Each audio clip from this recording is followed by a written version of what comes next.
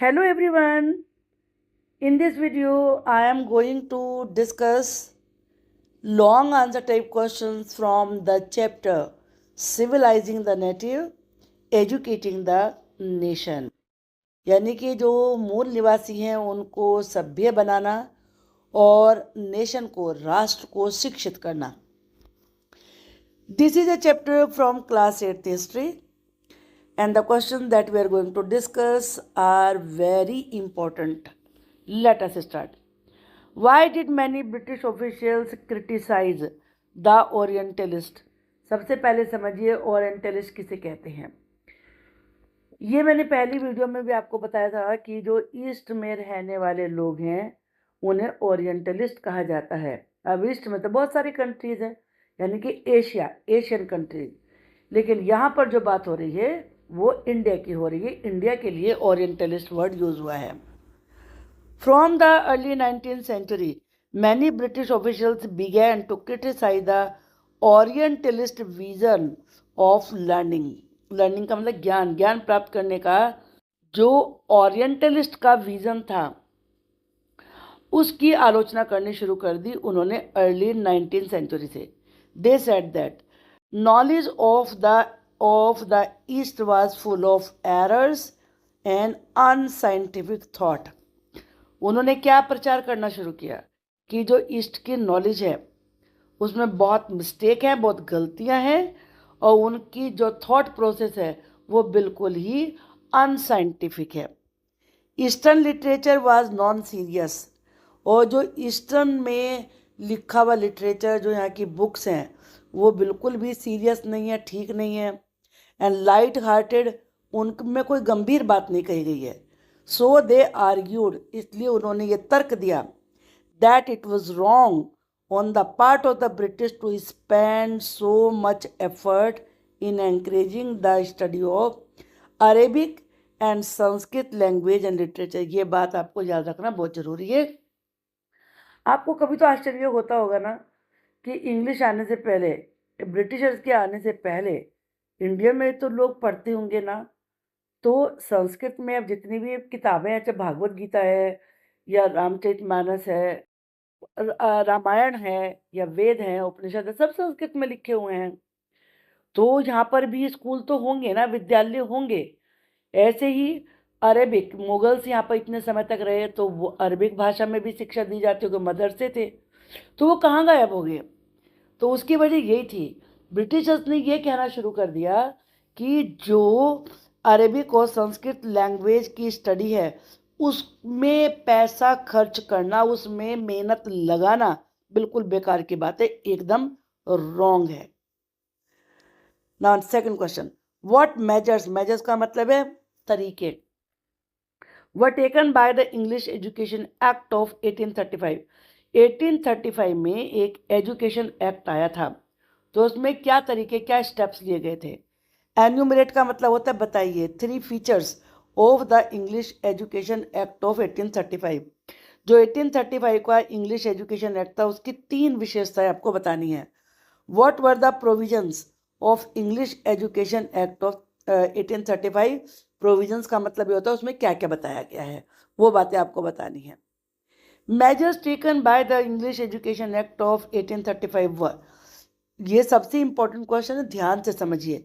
English was made the medium of instruction for higher education. सबसे पहले उन्होंने क्या किया कि जो हायर एजुकेशन थी उसके लिए इंस्ट्रक्शन यानी कि पढ़ाने का मीडियम ही इंग्लिश कर दिया. Promotion of oriental institutions like the Calcutta, Madras and Banaras Sanskrit College was stopped. और जो ओरिएंटल इंस्टीट्यूशन थी, स्कूल कॉलेज थे, जैसे कैलकटा, मदरसा, बनारस संस्कृत कॉलेज, इनको प्रमोशन बढ़ावा देने बंद कर दिया. These institution were seen as temples of darkness.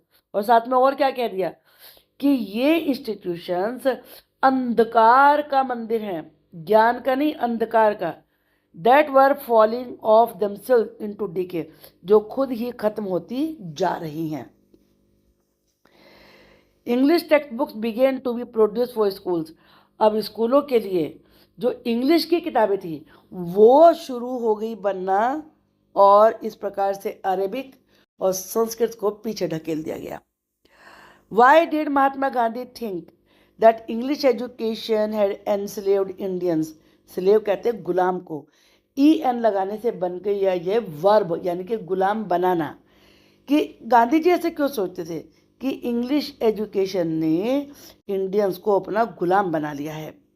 Mahatma Gandhi thought that English education had enslaved Indians because colonial education created a sense of inferiority in the minds of Indians। सबसे पहला तो क्या हुआ कि जो कॉलोनियल एजुकेशन थी उसने Indians के दिमाग में हीनता की भावना उत्पन्न कर दी। उन्होंने क्या दिया ना, भाई तुम्हारा सब कुछ बेकार है, तो वो सोचने लगे भाई हम तो शायद बहुत ही बैकवर्ड हैं।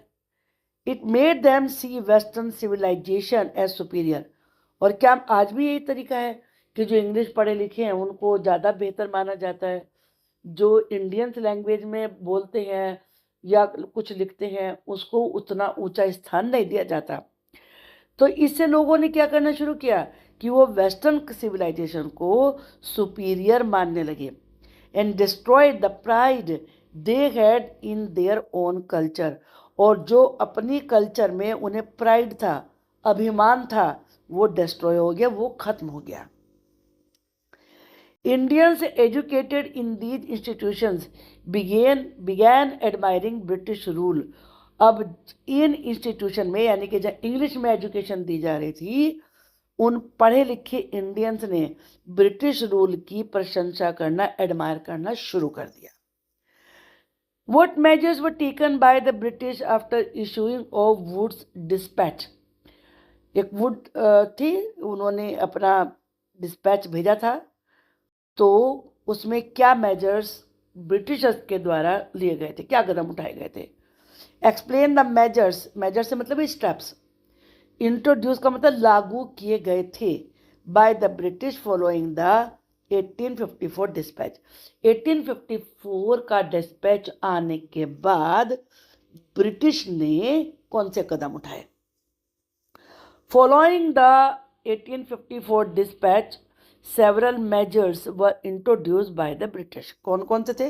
Number 1, education departments of the government were set up to extend control over all matters regarding education। कि एजुकेशन डिपार्टमेंट बनाए गए गवर्नमेंट के, और जिनका उद्देश्य था कि एजुकेशन से संबंधित जितने भी मैटर्स हैं उन पे वो अपना कंट्रोल करें। Steps were taken to establish a system of university education. दूसरा ये था कि यूनिवर्सिटी एजुकेशन का एक सिस्टम बनाने के लिए भी स्टेप्स लिए गए। यूनिवर्सिटी एजुकेशन होती है higher education. Universities were establish in Calcutta, Madras and Bombay. आज भी है ये यूनिवर्सिटीज। इन 3 सिटीज में यूनिवर्सिटीज बनाई गई। Attempts were also made to bring about changes within the system of school education। School education के सिस्टम में चेंजेस लाने के लिए बहुत सारे अटेम्प्ट्स यानी कि प्रयास किए गए। Question number 5, how were the views of Tagore, views कहते हैं विचार, of Tagore and Mahatma Gandhi on the west different. Tagore यानी कि रविन्द्रनाथ टैगोर के और महात्मा गांधी के विचार वेस्ट की एजुकेशन को लेकर अलग अलग कैसे थे? What were the differences between the educational views of Mahatma Gandhi and Rabindranath Tagore? That is the same thing. What were differences between Mahatma Gandhi and Rabindranath Tagore's views on English education? How Tagore's views were different from Mahatma Gandhi regarding national education? National education को लेकर इन दोनों महान व्यक्तियों के विचार कैसे अलग अलग थे? इन मैनी सेंसेस, बहुत सारी बातों में Tagore and Mahatma Gandhi thought about education in similar ways, similar same. बहुत सारी बातों में तो रविन्द्रनाथ टैगोर और महात्मा गांधी एक ही जैसा सोच रहे थे। There were however differences too, लेकिन मतभेद भी थे। Gandhi ji was highly critical of western education. Gandhi ji western education के अगेंस्ट थे, विरुद्ध थे। And its worship of machines and technology, और मशीनों की पूजा करना, टेक्नोलॉजी की पूजा करना, उसे आगे बढ़ाना, इसके अगेंस्ट थे। Tagore wanted to combine elements of modern western civilisation with what he saw as the best within Indian tradition. Tagore क्या चाहते थे? कंबाइन का मतलब मिलाना, कि वेस्टर्न सिविलाइजेशन में और जो इंडियन ट्रेडिशन है उनमें जो बेस्ट है उन दोनों को मिलाया जाए। ही एम्फेसाइज का मतलब होता है जोर देना, the need to teach science and technology at Shantiniketan. उन्होंने इस बात पे जोर दिया कि शांति निकेतन में साइंस और टेक्नोलॉजी भी पढ़ाई जाए, साथ साथ आर्ट के, म्यूजिक के और डांस के। Why did James Mill and Thomas Macaulay think that European civil education was essential in India? Essential कहते हैं बहुत जरूरी। जेम्स मिल और थॉमस मैकॉले ऐसा क्यों सोचते थे कि यूरोपियन एजुकेशन इंडिया में जरूरी है? James Mill and Thomas Macaulay criticised orientalist. पहले तो आप ये याद रख लीजिए कि इन दोनों ने ही ओरिएंटलिस्ट की बहुत आलोचना करी, बुराइयां करी। According to James Mill, the aim of education ought to be to teach what was useful and practical. James Mill के अनुसार एजुकेशन का उद्देश्य होना चाहिए कि जो यूजफुल है, प्रैक्टिकल है, वो पढ़ाए। So Indians should be made familiar with the scientific and technical advances. इसलिए वो चाहते थे कि जो इंडियंस हैं उन्हें जो साइंटिफिक और टेक्निकल प्रोग्रेस हुई है उसकी जानकारी मिले। That the west had made, जो वेस्ट ने करी है, यानी कि वेस्टर्न कंट्रीज ने, ब्रिटिशर्स ने, यूरोपियंस ने, rather than with the poetry and sacred literature of the orient. Orient का जो लिटरेचर है, पोइट्री है, उसके नहीं। थॉमस मैकाले ये फील करते थे that knowledge of English would allow Indians to read some of the finest literature the world had produce. कि इंग्लिश सीखने से जो इंडियंस हैं वो वर्ल्ड का जो सबसे अच्छा लिटरेचर है वो पढ़ पाएंगे। It would make them aware of the developments in western science and philosophy. इसकी वजह से वेस्ट में साइंस ने, फिलोसफी ने क्या प्रोग्रेस करी है, क्या डेवलपमेंट किया है, उसकी उन्हें जानकारी मिलेगी। टीचिंग ऑफ इंग्लिश कुड दस be a way of civilising people. इस प्रकार से इंग्लिश की में पढ़ाई करवाना से लोग सभ्य बनेंगे, चेंजिंग देयर टेस्ट, उनकी रुचियां बदलेंगी, वैल्यूज बदलेंगी और साथ में उनकी कल्चर भी बदल जाएगी। Why did many company officials in India want to promote Indian rather than Western learning? बहुत सारे कंपनी के ऑफिशियल्स इंडिया में वेस्टर्न लर्निंग की अपेक्षा इंडियन लर्निंग को बढ़ावा देना क्यों चाहते थे? प्रमोट मैंने बढ़ावा देना। मैनी कंपनी ऑफिशियल्स आर्ग्यूड, बहुत सारे कंपनी के ऑफिशियल्स ये तर्क देते थे that the British ought to promote Indian rather than western learning, कि ब्रिटिश को वेस्टर्न लर्निंग के बजाय इंडियन लर्निंग को बढ़ावा देना चाहिए। दिस सो, ऐसा इसलिए क्योंकि they felt the institutions should be set up to encourage the study of ancient Indian text, कि जो प्राचीन भारत के टेक्स्ट है उनकी पढ़ाई को बढ़ावा देने के लिए इंस्टीट्यूशंस बनाई जानी चाहिए। And teach Sanskrit and Persian literature and poetry, जो संस्कृत, पर्शियन लिटरेचर है, पोइट्री है, वो पढ़ाई जानी चाहिए। The officials also thought, officials ने ये भी सोचा that Hindus and Muslims ought to be taught what they were already familiar with, कि हिंदू मुसलमानों को वो पढ़ाया जाना चाहिए जिससे वो ऑलरेडी परिचित हैं। And what they valued and treasured, और जिसका उनके लिए मूल्य हो और वो ट्रेजर कर सके। Not subject that were alien to them, वो सब्जेक्ट नहीं कि जो उनके लिए बाहरी हैं, विदेशी हैं। Only then they believed could the British hope to win a place in the hearts of the natives. Natives का मतलब यहाँ के रहने वाले लोग। तभी ब्रिटिशर्स यहाँ के रहने वाले लोगों के दिलों में अपनी जगह बना सकते हैं। Only then could the alien rulers expect to be respected by their subjects. यहाँ सब्जेक्ट का मतलब विषय नहीं है, प्रजा, लोग। तभी ब्रिटिशर्स ये उम्मीद कर सकते हैं, एलियन रूलर्स ये उम्मीद कर सकते हैं कि लोग उन्हें रिस्पेक्ट देंगे। What measures did the company undertake to improve the system of vernacular education? Vernacular education system को बढ़ावा देने के लिए कंपनी ने क्या तरीके, क्या स्टेप लिए? How were the irregularities of pathshalas checked by the company? Company ने जो पाठशालाओं में अनियमितताएं थी, इरेगुलरिटीज थी, उन्हें कैसे कंट्रोल किया? Measures taken by the company to improve the system of vernacular education. अब वर्नाकुलर आपको पता होना चाहिए। वर्नाकुलर का मतलब होता है जो मातृभाषा है उसी में शिक्षा दी जानी चाहिए।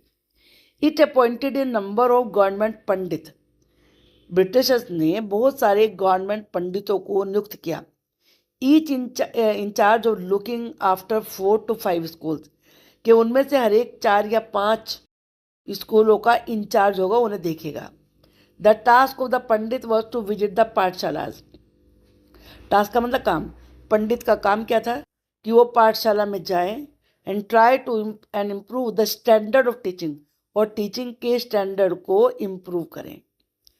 Each guru was asked to submit periodic reports. हर गुरु यानी कि पंडित समय समय पर रिपोर्ट देंगे and take classes according to regular time table, और रेगुलर टाइम टेबल के हिसाब से क्लासेज लेंगे। Teaching was now to be based on text book. Teaching text book, किताबों के माध्यम से होगी। And learning was to be tested through a system of annual examination, और एनुअल एग्जामिनेशन के सिस्टम से ज्ञान का टेस्ट लिया जाएगा, नॉलेज टेस्ट की जाएगी। स्टूडेंट्स वर आस्क्ड टू पे a regular fee, attend regular classes, sit on fix seats and obey the new rules of discipline. जैसा आजकल होता है कि स्टूडेंट्स को फीस देनी होगी, रेगुलर क्लासेस होंगी, सीट पे बैठना होगा, और साथ में डिसिप्लिन के रूल्स को मानना होगा। What type of education did Mahatma Gandhi want in India? Mahatma Gandhi किस प्रकार की एजुकेशन इंडिया में चाहते थे? महात्मा गांधी व्यूज का मतलब विचार होता है, on education were. Mahatma Gandhi wanted in education, Mahatma Gandhi ऐसी एजुकेशन चाहते थे that could help Indians recover from their sense of dignity and self respect, जो इंडियंस की मदद कर सके अपने आत्मसम्मान और गौरव की भावना को वापस पाने में। महात्मा गांधी स्ट्रांगली फेल्ट, महात्मा गांधी इस बात को बहुत ज़्यादा फील करते थे that Indian languages ought to be the medium of teaching, कि जो इंडिया की लैंग्वेजेस हैं उन्हीं के माध्यम से पढ़ाई होनी चाहिए। Education in English crippled Indians, English में पढ़ाने से इंडियंस अपाहिज हो जाएंगे। अपाहिज से मतलब है वो कॉन्फिडेंस नहीं ला पाएंगे। Distance from their own social surroundings, अपने ही सामाजिक पर्यावरण से दूर हो जाएंगे। And made them strangers in their own lands, और वो अपने ही देश में अजनबी हो जाएंगे। स्पीकिंग अ फॉरेन टंग, विदेशी भाषा में बोलने से। डिस्पाइजिंग लोकल कल्चर, अपनी कल्चर से नफरत करने से। डिस्पाइजिंग का मतलब है hating. The English educated did not know how to relate to the masses, masses का मतलब पब्लिक। जो इंग्लिश में पढ़े हुए लोग हैं वो जनता से नहीं जुड़ पाएंगे, उनकी समस्याओं को नहीं समझ पाएंगे। ही आर्ग्यूड, वो ये भी तर्क देते थे that education ought to develop a person mind and soul, कि एजुकेशन ऐसी होनी चाहिए जो आदमी के मन और मस्तिष्क दोनों को डेवलप करे। लिटरेसी, साक्षरता, केवल पढ़ना और लिखना आना। Simply learning to read and write by itself did not count as education, इसे तो शिक्षा नहीं कह सकते। People had to work with their hands, लोगों को अपने हाथों से काम करना। लर्न ए क्राफ्ट, कोई क्राफ्ट आना। Know how different things operated, और ये जानना कैसे अलग अलग चीज़ें काम करती हैं जरूरी था। This would develop their mind, इससे उनका माइंड डेवलप होगा and their capacity to understand, और समझने की क्षमता कैपेसिटी भी बढ़ेगी। What was the importance of Wood's dispatch? Would के डिस्पैच की इंपॉर्टेंस क्या थी? Importance of Wood dispatch. One of the practical uses the dispatch pointed to was economic. Would के डिस्पैच का एक सबसे प्रैक्टिकल यूज तो ये था आर्थिक, पैसे से संबंधित। European learning, it said, would enable Indians to recognize the advantages that flow from the expansion of trade and commerce. कि अगर वो इंग्लिश में सीखते हैं, पढ़ते हैं, तो इससे इंडियंस को जो ट्रेड है, व्यापार है, कॉमर्स है, उसके फ़ायदों के बारे में पता चलेगा। And make them see the importance of developing the resources of the country. और हमारी कंट्री में जो भी रिसोर्सेज हैं उनको डेवलप करने की इम्पोर्टेंस उन्हें पता चलेगी। Introducing them to European ways of life, European तरीकों से जानकारी मिलने से would change their taste and desire, उनकी इच्छाएं, उनके इंटरेस्ट बदलेंगे। Create a demand for English goods, जो ब्रिटिश की गुड्स हैं उनके बारे में उनका मांग बढ़ेगी। For Indians would begin to appreciate and buy things that were produce in Europe, और जो यूरोप में चीज़ें बनती हैं वो उन चीज़ों की प्रशंसा करेंगे और खरीदेंगे भी। ये चीज़ वुड ने तो 1835 में भेजी थी, लेकिन आज भी ऐसे ही है। लोग इम्पोर्टेंट चीज़ों को, हाँ ये अमेरिकन है, ये फ्रांस की है, ये इंग्लैंड की है, उन चीज़ों को आज भी ज़्यादा अच्छे समझते हैं, और इंडिया में जो चीज़ें बनती हैं उनको थोड़ा सा नंबर 2 पर रखते हैं। तो ये मेंटालिटी आज भी चल रही है। Wood dispatch also argued, would के डिस्पैच ने यह भी तर्क दिया that European learning would improve the moral character of Indians, कि जो यूरोपियन लर्निंग है उससे इंडियंस का कैरेक्टर चेंज होगा। जबकि हमारे जो संस्कृत में इतनी नैतिकता की बातें करी है उसकी कोई वैल्यू नहीं थी उनके लिए। It would make them truthful and honest, इससे वो ये सच्चे बनेंगे, ईमानदार बनेंगे। And the supply the company with civil servant, और इस प्रकार कंपनी में सिविल सर्वेंट्स आएंगे, IAS officers, who would be trusted, जिन पे हम विश्वास कर सकेंगे, एंड डिपेंडेड अपॉन, और भरोसा कर सकेंगे। समझ गए आप? वुड डिस्पैच ने इसीलिए इंग्लिश लगाई थी कि यहाँ जो इंग्लिश पढ़े लिखे लोग होंगे वो ब्रिटिश के प्रति वफादार होंगे, इसलिए ब्रिटिशर्स को अपना शासन चलाने में इन लोगों की हेल्प वो लेंगे और इन पे भरोसा भी कर सकेंगे। अगर वो संस्कृत और अरबिक पढ़े हुए लोगों को अपने शासन में लेंगे तो उन पे भरोसा नहीं कर सकेंगे। What was the report of William Adam about education in vernacular schools? जो यानी कि जो लोकल भाषा में शिक्षा दे रहे थे, उसके एजुकेशन के बारे में विलियम एडम की क्या रिपोर्ट थी? Write a short note on the report of William Adam regarding education system prevalent in India. जो इंडिया में एजुकेशन सिस्टम था उसके बारे में क्या रिपोर्ट भेजी थी विलियम एडम ने? The report Adam produce is interesting.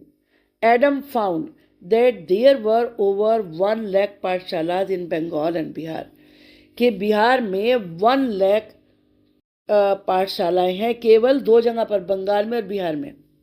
These were small institutions with no more than 20 students each, और छोटी छोटी इंस्टीट्यूशन है, 20 से ज़्यादा स्टूडेंट वहाँ पे नहीं है। These institutions were set up by wealthy people, इन स्कूलों को अमीर लोगों ने बनाया है, और द लोकल कम्युनिटी या लोकल कम्युनिटी ने। एट टाइम्स, कभी कभी, they were started by a teacher, किसी किसी गुरु ने, टीचर ने उनको शुरू किया है।